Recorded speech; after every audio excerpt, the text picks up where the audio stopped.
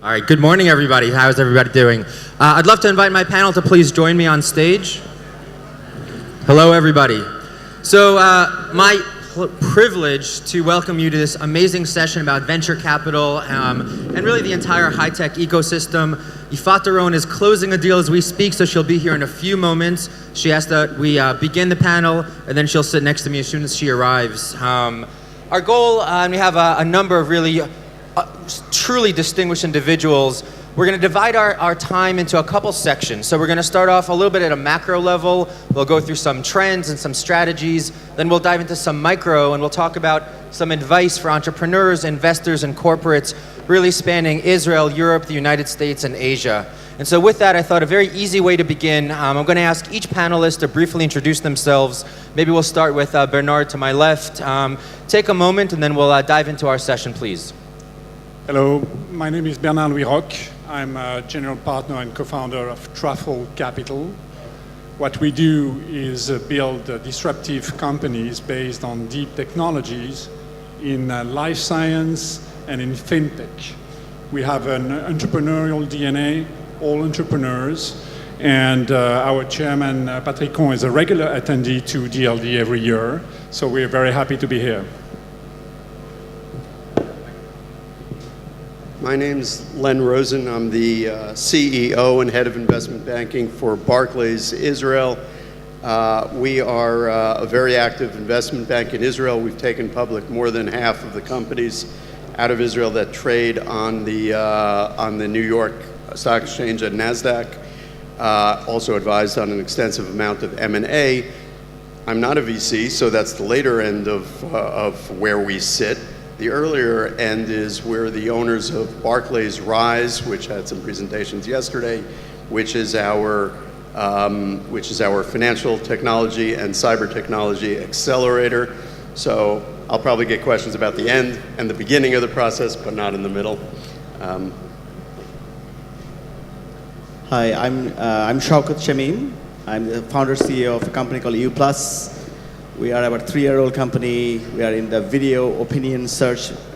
I'm a serial entrepreneur. I call it a serial narcissist. I've been fortunate to do like 6 companies, a lot of backlashes. Sometime I will show what's on my back. And I was also fortunate to be in some iconic companies, like I was in Yahoo from very early days, and learned a lot on how companies grow up in that phase. Hi, my name is Marc Renard. I am the CEO of Orange Digital Venture. Orange Digital Venture is a tech fund. We invest in a Series A and Series B startup. We operate in Israel, in Europe, in the United States, and in Africa, because we are backed to the Orange Group, who is an important operator in the Middle East and in Africa. Hi, my name is Howard Hahn. I'm from LionTree. I run investments for them. LionTree is a tech, media, telecom-focused investment and boutique investment and merchant bank. We have offices in New York, London, Paris, and San Francisco. And we invest both in venture capital and private equity. We look to leverage, we only focus on tech, media, telecom, so we look to leverage our relationships within the ecosystem with large publicly traded companies and leverage those relationships for our portfolio. Hi, my name is Barak Pridor. I run Saban Ventures, a venture capital firm investing in early stage to early growth, early venture to early growth technology companies, only with global aspirations. Historically, I'm an entrepreneur for 20 years, turned an investor in the past 5. Hi, good morning, everyone. My name is Ehud Levy. I'm a general partner and co-founder of Canaan Partners Israel, an early-stage venture capital fund affiliated with Canaan Partners from the US. I'm Yifat. I'm usually not late. I'm managing Bank Leumi's technology banking operations, which is called LeumiTech. We're working in Israel, in the United States, and in London, and we're very, very honored to be servicing almost 4,800 technology companies across the world. So that's us. Very nice. So thank you to my panel. I thought that was a great round of introductions. So as I mentioned, I want to start at a macro level, and I want to talk a little bit about trends. Yifat, first question to you, if you don't mind. There's a lot of innovation going on in Israel. We just had a beautiful presentation from Aharon about just the landscape here. Can you take a moment, share with us a trend that you're observing, and then we're going to ask a couple other folks to chime in on that. So please. Does it have to be technology or investments? Investments in general. So I think the most important thing that I'm seeing, which is different than what we used to see, is new types of monies coming into Israel.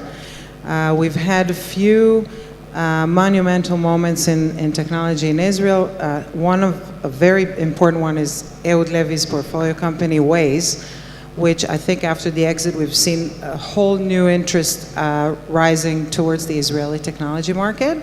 And I think the next big one was the Mobileye exit that we've seen, which created a buzz that, for me at least, sounded like nothing else before. And I'm seeing a lot of new types of investors, new corporates, a lot of very, fresh money coming into Israel.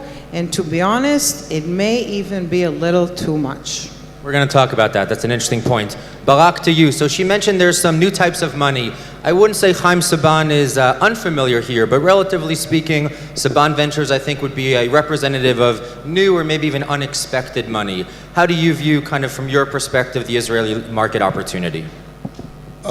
So I'll answer a part of that question, if you don't mind. I think one of the interesting things that I'm seeing, and I'm also using my entrepreneurial background, is that one of the things that you clearly see in Israel over the past few years, and I agree with Yifat, I attribute some of it to the Waze success and to Mobileye as well, you start seeing Israeli entrepreneurs speak a new type of language. Historically, Israeli entrepreneurs spoke very strong technology product language. They're starting to speak real marketing, sales, go-to-market language, and are getting a lot more aggressive and a lot more courageous in starting companies and going direct to market outside of Israel, and largely doing it from here while recruiting the right people over there. And I think we're going to see the results 3, 4, 5, 6 years out. Interesting, thank you. So Ehud is a representative perhaps of the more established or institutional money that's been here for a while. If Yifat's thesis is true, there is new foreign money perhaps. What does that mean from a competitive landscape for the existing or the local VCs?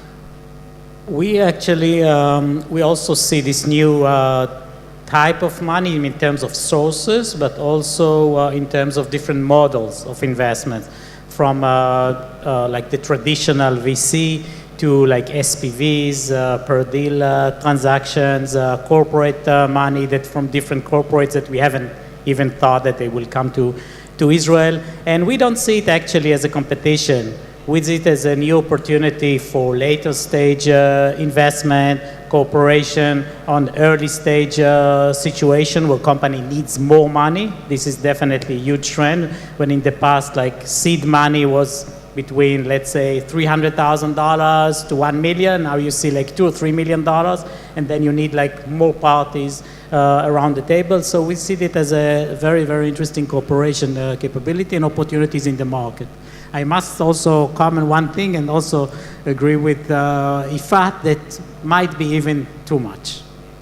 So Mark, to you, as we move around the globe now, so Orange is obviously French-based, however, you're here now in Israel, so perhaps one of these, corporate VC, kind of external money that identifies local innovation. What's your view on kind of the Israeli landscape and perhaps kind of the reputation or opportunities of a European corporate looking to benefit from the innovation here? Once you have said again and again that Israel is a startup nation, that technology is very developed, what is remarkable from my point of view is that the startups are scalable there by design, due to the fact that it's not an insult, but your inland market is limited size. You think globally, the startup think globally, they think international from day one, so it's a good signal for us in terms of perspective of growth. And as you know, growth is of the essence, is very key for the success of the company. And if I may add one additional word, for us who are acting as a corporate VC, it's very important there to be there because we want, as my colleague, to have good exit on the one hand, but on the other hand, we also want to have good cooperation with us, with our Orange group in the best interest of the startup, but also in our best interest in order to help us to go deeper, quicker in terms of innovation. And Bernard, staying in Europe now, from your perspective, what are some of the things that you see happening in Europe, and perhaps how might that be influencing entrepreneurs, be they in Israel or around the world? In Europe, there's a tremendous change that has been happening, particularly in France over the past 10 years, and I would say even more over the past 2 years. Just a few figures. 15 years ago, just a fraction, less than 1%, of the graduates of the top engineering schools and business schools would venture into startups, while today the latest figures show that it's 25%. So it's moving, it's a change of society, it's a radical change, and I would say that Israel has paved the way, has done that before, and in a certain way Europe is emulating, and we see that on a very daily basis. It is incredible how many young entrepreneurs qualified are creating new startups now. Interesting. So Howard, as we continue to move west and now we hit New York, tell us a little bit about what you're seeing in the US market. In a similar type of question, how might some of the American trends be influencing Israel and rest of world? Sure. So at LionTree, we only co-invest with other investors, so we don't lead rounds. We try to be great partners and try to not get in the way. So we get to see the vantage point from all the way from seed stage all the way to buyout, private equity.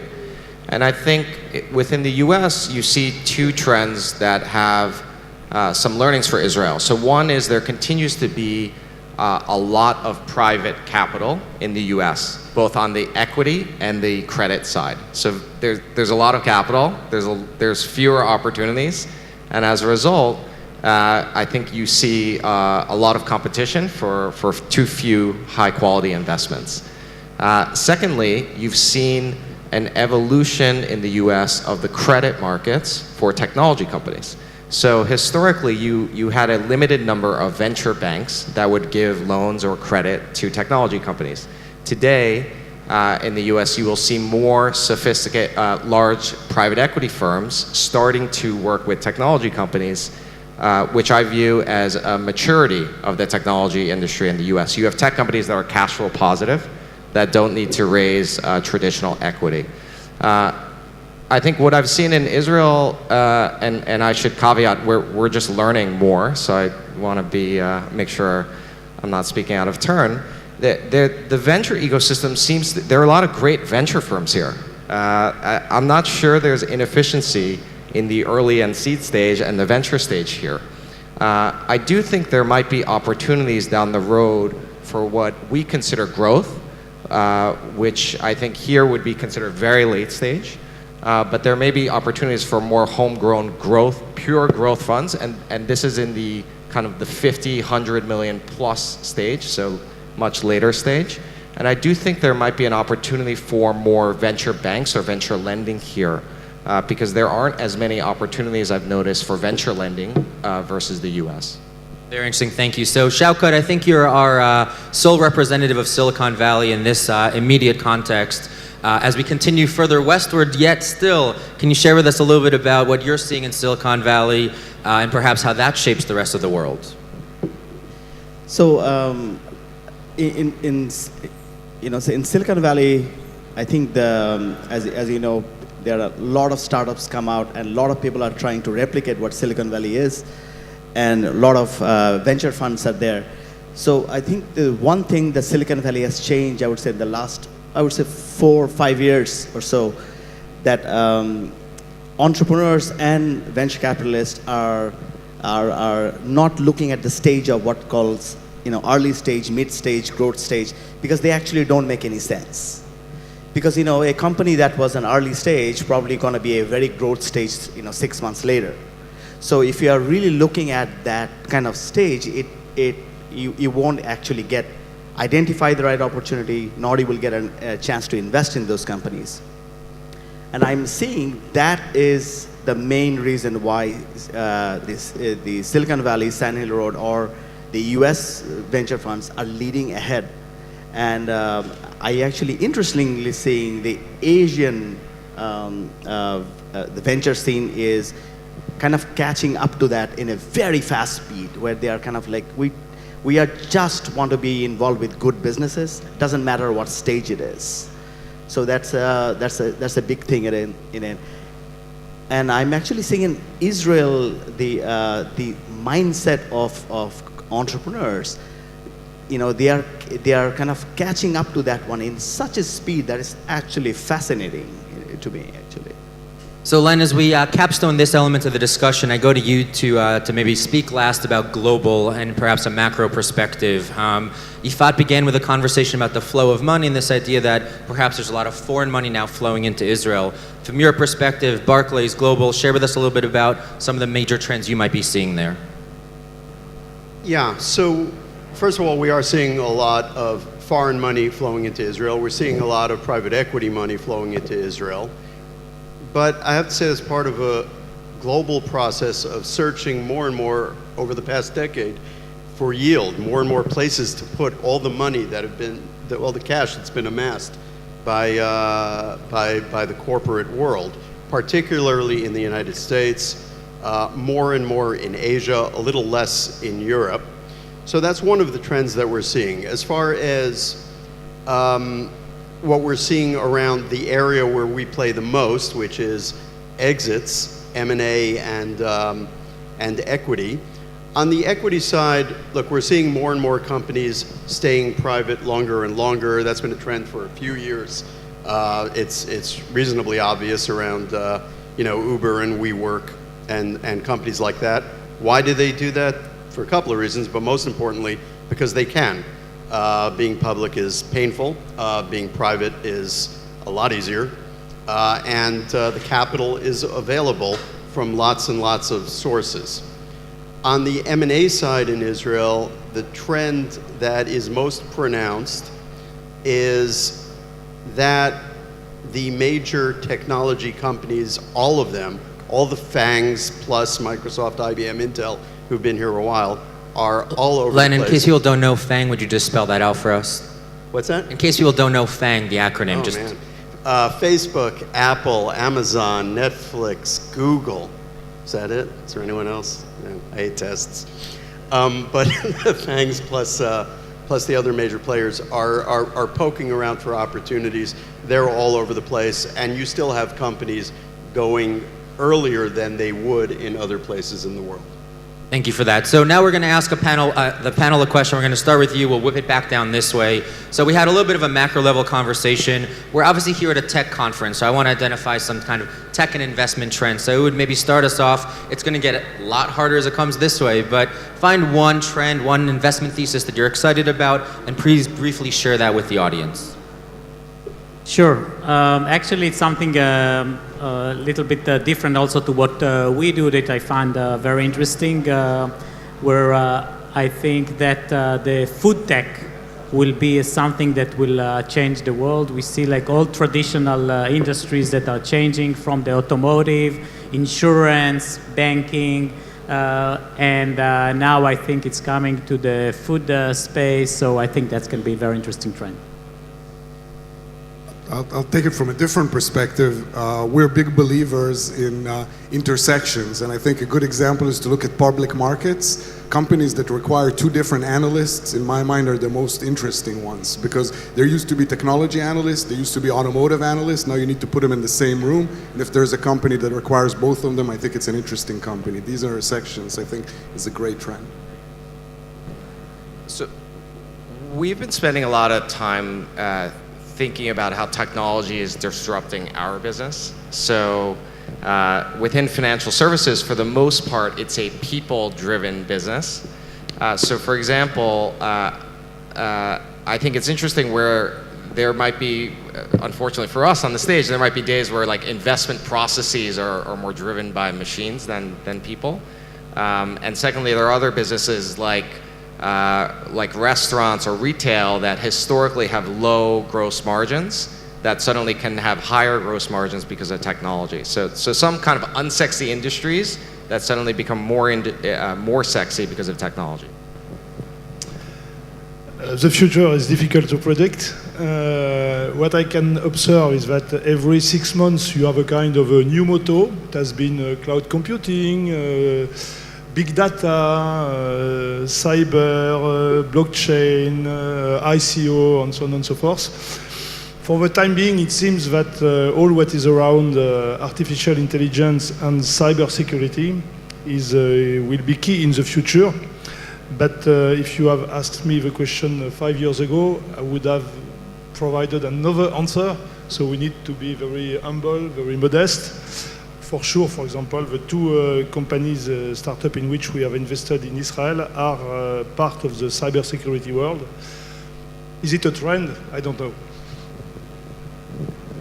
I will give a very biased one. So, but bear with me for a second. I think there are three major trends right now that are exciting to me and a lot of people. First, people's way of expressing themselves has changed. Before they used to express themselves in text, now they're doing an image, video. So video, as you know, is a massive part of the internet already, and it will continue to grow. Just swipe down 3 pages on Facebook, you will see tons and tons of videos. Number two is AI is replacing what human used to do. Right? We are using more and more intelligence to replace what human is to do. And that is going into driving, to figuring out what people think, all kinds of stuff. And it will continue to grow. And third, and probably the biggest one, is blockchain is changing the way people are giving power back to a decentralized setting. So those three things I see, there are a lot of excitement, and we are particularly very, very excited about those three.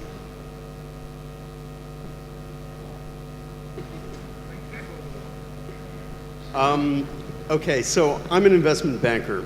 What that means, as opposed to being a venture capitalist, is I don't have to foresee the future. I have to understand the present. I want to go for companies. I want to go where the money is, not necessarily where the money is going to be in 5 years. That said, what we look at here in Israel are the high growth areas and the areas that people are investing a lot of money. And I'll tell you what they are, and they kind of coincide with what the Innovation Authority, what our own Ben Aaron said before. We're spending a lot of time on mobility. We were involved in Mobileye. We're spending a lot of time on financial technology. We put together the RISE platform for that purpose. We're spending an awful lot of time on cyber. In fact, Barclays put its only mirror cyber lab in the world. In other words, a system that looks like Barclays' internal systems, but is disconnected from it so people can test their wares, so companies can test their wares here in Tel Aviv. Artificial intelligence we're doing a lot in, and the last area that I would add, because the government has asked us to look at it extensively, is digital health, based on the amount that's available on the amount of data that's available in the limited number of healthcare systems in Israel. So that's what we're looking at. We've been in technology and venture capital for 16 years. We've made 65 investments, 20 IPOs, and many exits. So just to say that we've seen many trends over the past 16 years. But there's one trend that has sort of fascinated us in technology, and it's about finance, the disruption of the financial industry. And it's a combination of deregulation, which is fairly new, and the intrusion of new technologies, such as AI in finance, and last but not least, a new paradigm shift, which for me is as big as the TCP/IP, the Internet Protocol, but it's a blockchain. It's going to change things. And that combination led us to focus on fintech.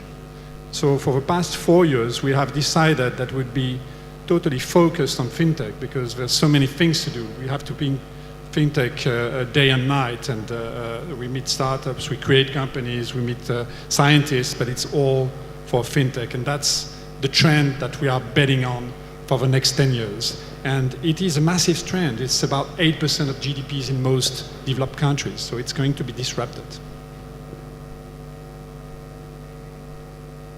I'll split my answer to two.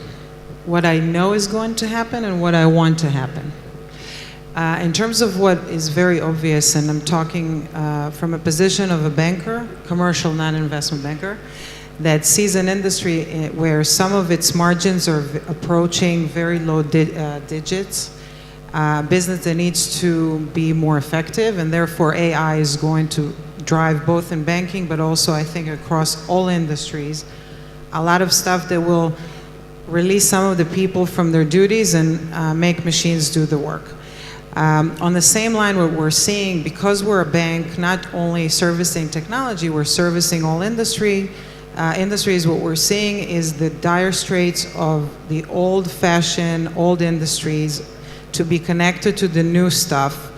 Otherwise, they won't survive. And we're literally finding ourselves in the middle, connecting all this old industry, quote unquote, which either will adapt or will disappear and get more technologies on board. So this is the most important trend. I think we won't see anything that's not technology. In terms of what I want to happen, nobody here is doing medical. You said you're doing digital health.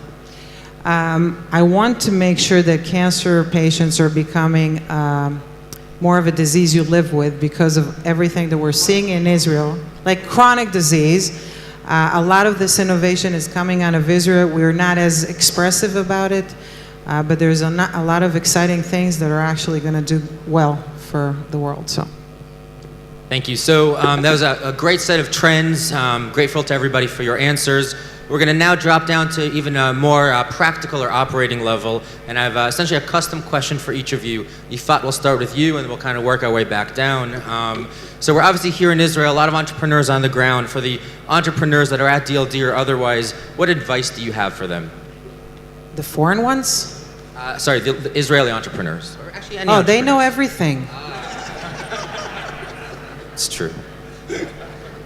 But I will say to the foreign ones maybe, sometimes being messy works. And I think a lot of the stuff that we're seeing, well, at least in the beginning, don't try to put everything in a European orderly manner. Sometimes it helps. Balagan is good? Yes. Good. Zman is money. You can steal that from me. Okay, Bernard, so for you, you're our kind of fintech, and I'm going to make you our blockchain and cryptocurrency expert. I think it's an area that there's a lot of attention and perhaps some cyclicality to. If you may, give us a little bit of insider advice from your perspective. Where do you see kind of the next chapter unfold? Well, I think that the blockchain, the distributed ledger, is sort of changing the world of finance because there will be less intermediaries. And little by little, there will be new applications developed by companies. There will be successful applications. There will be unsuccessful applications. There will be ups and downs. But eventually, it's going to disrupt the industry as much as the internet has disrupted the industry. And basically, you will be able to have only one customer and one seller and no one in between. So it's going to change the cost. And the security that it provides is awesome. It's really fantastic. So we have to solve a certain number of issues, and every technology has to solve issues, such as the ability to make transactions more rapidly. But of course, it will come over time, and it will be representing a major shift in the industry. As far as, and I understand that you wanted to probably address the ICO question, and very often people say ICOs are going to disrupt VCs. I don't think ICOs are going to disrupt VCs. I think that ICOs are going to serve the purpose of a certain number of blockchains where the tokens are part of a concept of a blockchain, and the blockchain works with the tokens, cannot work without the tokens, but it's an economy. It's a mathematical economy.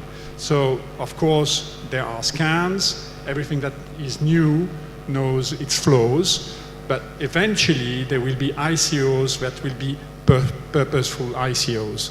So it's not going to disappear, and it's not going to disrupt the venture capital market. Thank you. I appreciate that reply. Len, if we drop down still even further, in an M&A context, can you share with us a little bit of maybe advice or perspective you may have for companies that are considering either buy or sell side? Sure. I guess I'll look at it from a sell side perspective. When you are an entrepreneur, when you are a company moving from the early stage to the later stage, you can't just focus on M&A. M&A may not be there for a whole lot of reasons. It may not be there because yours is not the kind of company that someone can integrate. It may not be there because the markets aren't there, and they've been there for a while, which should lead to some suspicion. Build the company based on the assumption that it's going to have to be a freestanding corporate, that it's going to have to deliver on its promises, and that's going to have to deliver returns. Keep your head down. Don't go looking for M&A. At some point, all right, this wasn't meant to be a self-serving statement, but it will be. At some point, you'll hire a bank to do that. They'll look at other options as well, dual track and for a public offering and an M&A, but focus on the business. Let everything else take care of itself. Shaukat, as we flip now maybe to the entrepreneur perspective, as a former venture capitalist, if we look from an entrepreneur's side, the process of raising money, what advice do you have? What insights might you be able to share with the group on perhaps to do or not to do? So I would say from an entrepreneur's perspective, if you are coming here to understand whether you should be doing a company, don't. This is if you're really looking to say where people are investing, then you're doing a company, you're starting off wrong. You should, feel the company, what you're doing in you first. People will give you money. There are many different ways of getting money. VCs to ICOs, all of those things will survive in any form or fashion. Raising money is not any indication of success. Zero. And second thing, I would also say, don't have an exit strategy. That's also a very bad way of doing company in my mind. People ask me that question all the time. What's your exit strategy? I say, I don't have one. I'm just here to build a business, and we are here to build good businesses. From a side thing, when you mentioned, I joined a venture fund right out of Yahoo, and was a spin-off from GE. So the guy I learned everything from venture capitalists. He worked for Jack Welch, and considered one of the top VCs in the world. Now runs the GE pension fund. He taught me in the first day one thing, which I was kind of wondering. There are thousands of companies come to us, and it's very perplexing because they all seem very cool.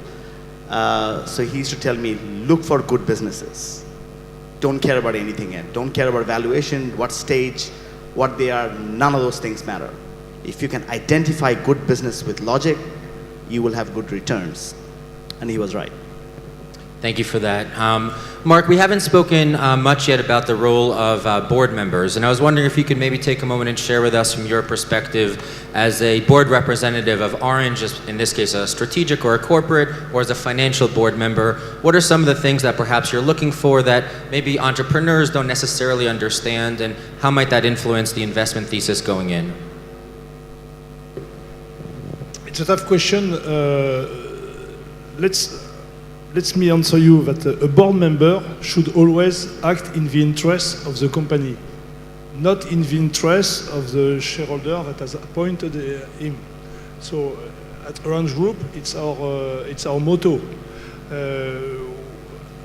During the General Assembly, I represent the Orange Group. During the board of directors of a startup, I act in favor of the startup. And if I act in favor of the startup, at the end of the day, I will also act in the interest of the shareholder.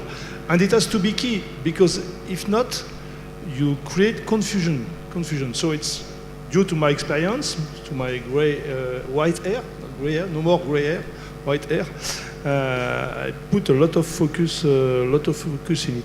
It doesn't mean that I don't have in mind the interest of the shareholder, of the global, the strategic interest. But once you have chosen to invest in a company, you need to act in the interest of this company and just focus on it in order to avoid conflict of interest.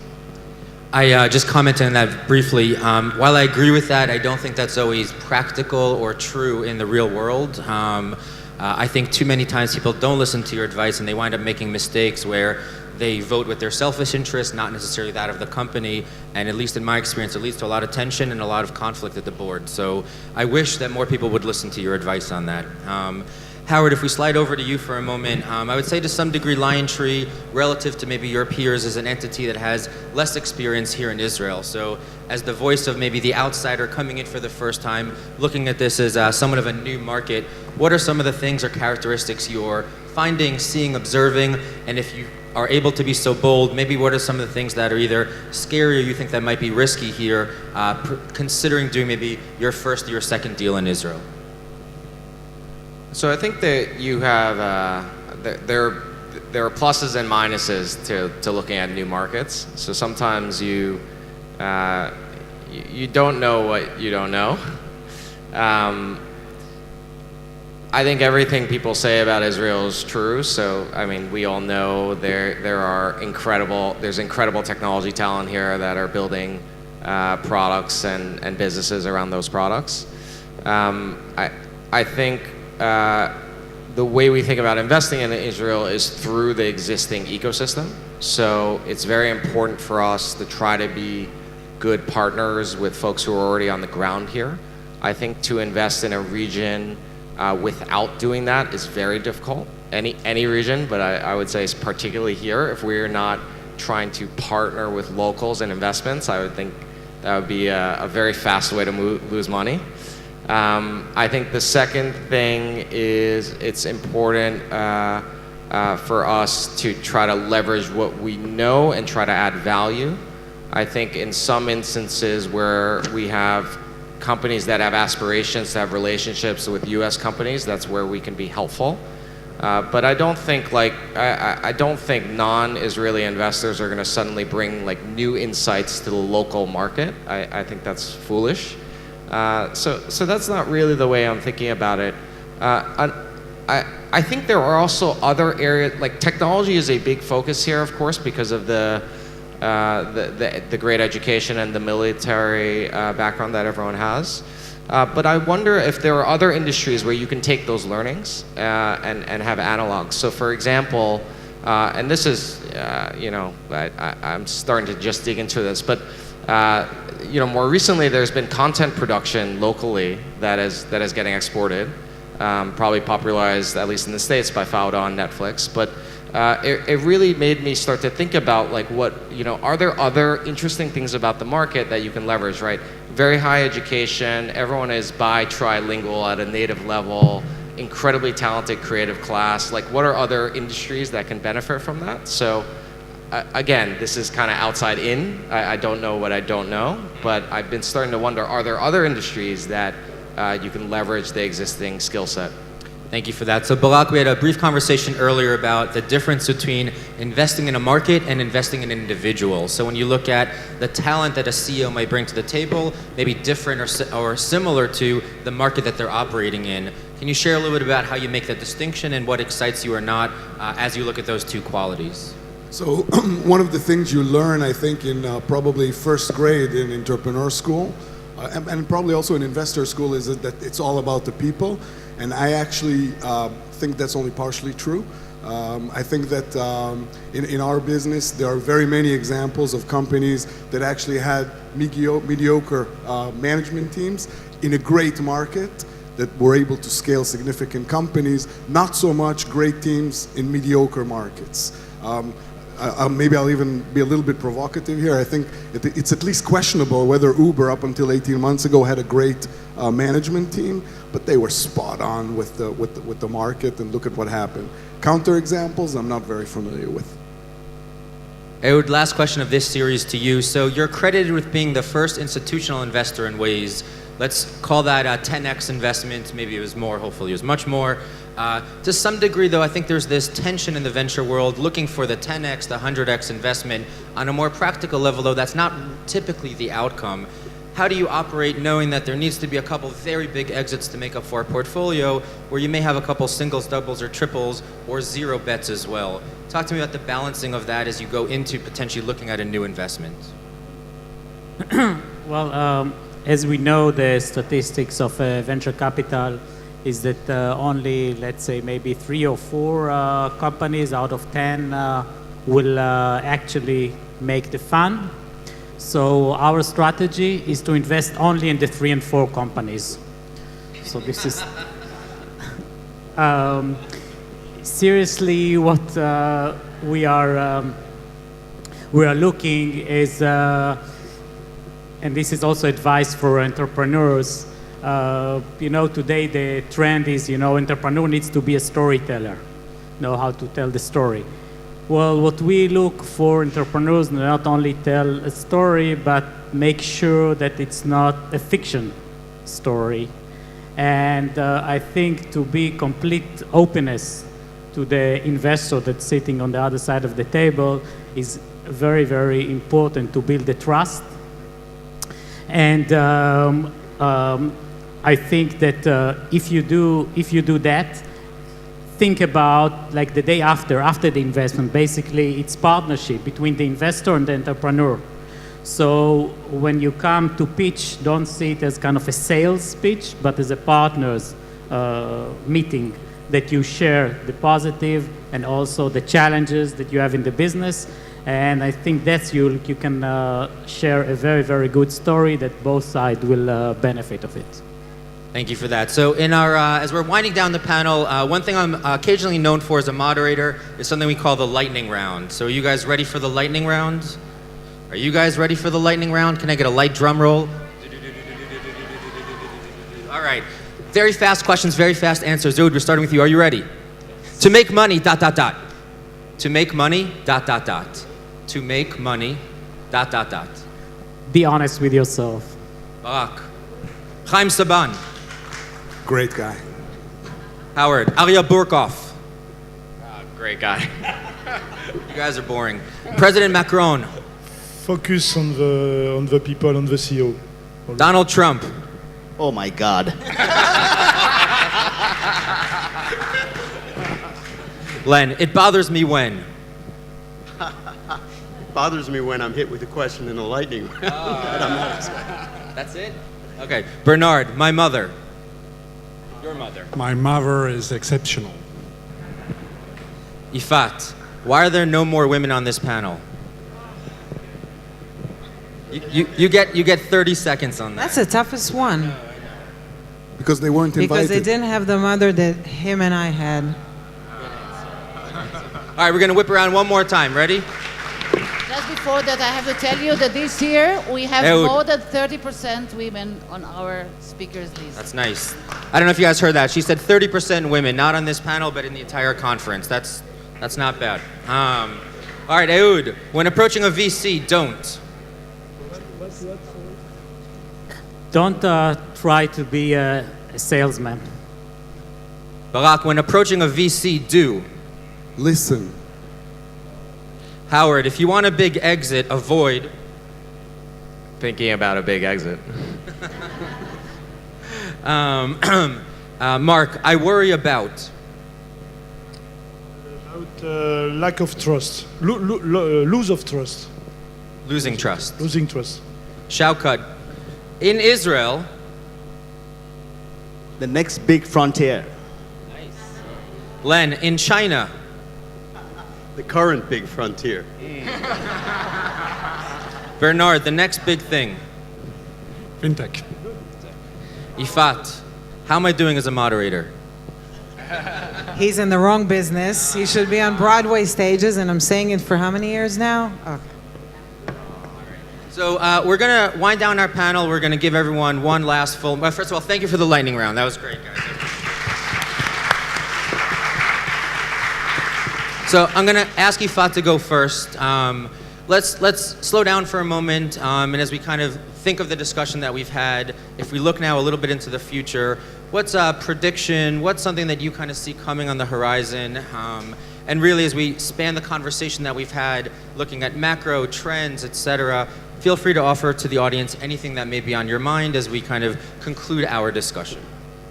There are a lot of things that we spoke about before, but I think the main thing that bothers me is that I think technology becomes very smart. One of the things that it affects me, at least, is what is called fake news. What I'm reading, is that reality? Who's making the news? How are news going to get to me? How I'm going to be able to interpret the world in an objective way? Well, the only thing that I can predict is the past. And I would not want to work in a market where the future would be predictable. That's really what I like in this market of venture capital. It's not predictable. Everyone has their opinion, but usually everyone's wrong. And that's the beauty of the market, is that things that are going to happen in the future may even be bigger than what you would anticipate. So I don't have any prediction, and this is the reason why I am passionate about doing what I do.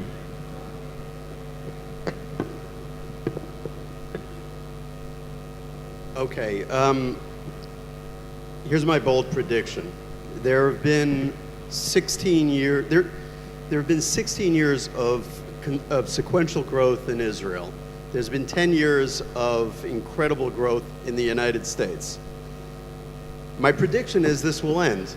I don't know that it'll end soon. I don't know that it'll end many years from now. It could go on a while, it could not, but it's gonna end. You know, Gam ze ya'avor, to take it from the Tanakh, but this too will pass. But I'll also take some words from the Boy Scouts. Be prepared, because it's going to happen, and I think everyone is woefully unprepared for the coming slowdown.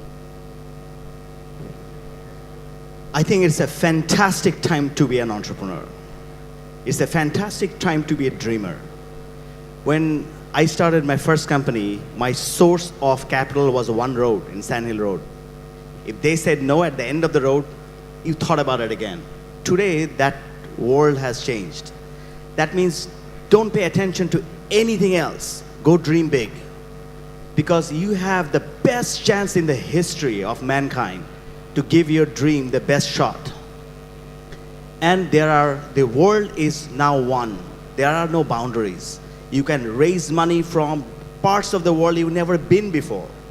And that will give you ammunition to give your dream the chances it needs. By the way, your dream will need multiple chances. Doesn't matter how smart or how unsmart you are. You will need to iterate, and that requires, risk capital. That requires risk on both ends. Now today, there are a lot of people going to take risk with you. And that's a phenomenal thing that is happening right now, and to be very excited about. I would say that our job as a VC or CVC is to invest in startups, in companies where the future of the business is difficult to predict. My recommendation or my guidelines for my own company is to invest, to accept this risk, but to focus in countries where the rules are predictable. And Israel is part of them.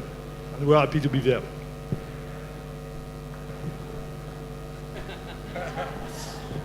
I'm going to echo a couple statements that the other panelists mentioned. I do think there are real opportunities when there's a slowdown in the economy. I think it will help correct a lot of the behaviors around private capital that are happening right now. Like there's going to be a correction within financial services. I would argue financial services needs a bit of disruption. So that's one. The second, though, is I wouldn't bet against some of the large incumbent players I think when I think about disruptive technologies like blockchain and cryptocurrency, in contrast to I'd say prior technological disruptions, large companies are embracing these technologies today. So they're faster and they're better about saying, we need to disrupt ourselves. Like obviously you even see Barclays, a very old English bank, actively investing in this technology. So I wouldn't bet against some of these large incumbents, which are now companies like Google and Facebook and who are incredibly innovative. So I would think very hard about where are the new opportunities that are going to come from an economic downturn. I would actually make a bet against, in this particular case, two large incumbents, in the spirit of also trying to be a little bit provocative. Each one of them, I think, represents a great trend and a great set of opportunities for entrepreneurs or for investors. 5 years from now, General Motors will not be an independent company. That's one. 5 years from now, the Disney company is not going to be an independent company. Can you imagine? The Disney company is a division of Apple. That's some good stuff right there. Is this the last question? Okay, so I'll be very optimistic here because I'm in the business of mobility and different technologies around data. And I think that in 10 years from now, even 5 years from now, the world, the planet will be much better when we see much more efficient technologies and mobilities in automotive industries. We see that in agriculture. We see that we will stop relying on animals to create food, especially meat. We see that in energy savings. So I think that in 5 or 10 years from now, the world with the planet will be much better, will be much healthier, and I think that will be a much better world to live in. Can we give a big round of applause for the panel? So we're going to end a few minutes early. We're going to give you, the audience, a couple extra minutes to talk to us. We're a big panel. I have a feeling everyone's very excited. But just to summarize one last time, Ehud Canaan is ready to invest in the best and brightest local entrepreneurs. Saban Group is excited to bring its strategic and operational expertise. Howard at LionTree, new investment, fresh funds for entrepreneurs. Mark bringing the strategic and corporate benefit of Orange Group to anybody international that wants to partner. Shaukat, if you're an entrepreneur and investor, they're going to be the next multi-billion-dollar company. We should all be his partners. Len is ready to support us globally. Bernard is ready to welcome us into Europe. And my good friend Ifad, the best bank here locally in Israel. Thank you guys so much. Thank you, Ruti, Oli, and Yos. Thank you so much, Ziv.